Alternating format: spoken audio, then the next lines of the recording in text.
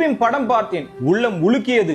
அஜித்குமாரினுடைய மரணத்தை அறிந்தேன், வாழ்க்கையை வாழவே உள்ளம் நடுங்கியது. வலிப்பு வந்துதான் இறந்தார் அஜித்குமார் என தகவல் வெளியான போது 5 போலீசாரால் கண்மூடித்தனமாக தாக்கப்பட்ட துன்புறுத்தப்பட்ட காட்சி வெளியானது. 9 பவுன் நகை காரில் இருந்து அஜித்குமாரால் திருடப்பட்டது என வாய்மொழி புகாராக கொடுத்த பெண்மணியால் 5 காவலர்கள் தனிப்படையில் இருந்து பிவிசி பைப் இரும்பு ராடால் அடித்து துன்புறுத்தி உடம்பில் நீர் வற்றி போக தாகம் எடுக்குதுன்னு சொல்லி இருக்கிறாரு.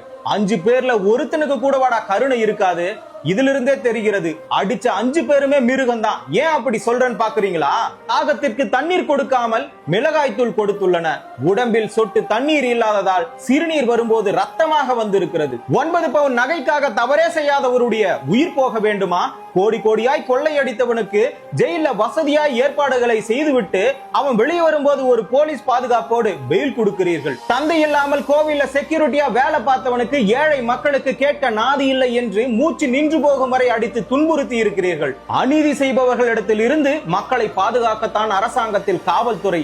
ஆனால் நீங்கள் பணக்காரர்கள் அதிகாரத்தில் உள்ளவர்களுக்கு பக்கபலமாக இருந்தால் மக்களாகிய எங்களுக்கு எதற்கு காவல்துறை, நீதித்துறை, அரசியல், தேர்தல், மனித உரிமை ஆணையம்? அதிகாரத்துல இருக்கிறவன் தவறு செஞ்சா அவனை சார்ந்த ஒரு பழி இல்லாமல் இதுபோல் துன்புறுத்தினாலாவது அவனுக்கு இரக்கம் வருமா?